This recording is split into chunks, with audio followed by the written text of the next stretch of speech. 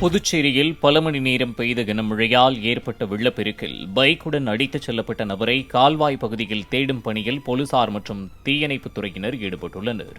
ஜீவானந்தபுரத்தைச் சேர்ந்த எலக்ட்ரீஷியன் ஐயப்பன் என்பவர் வேலை முடிந்து வீடு திரும்பும் போது சாலையில் முழங்கால் அளவு ஓடிய வெள்ளத்தில் வாகனத்தை இயக்க முடியாமல் தள்ளிச் சென்றதாக கூறப்படுகிறது.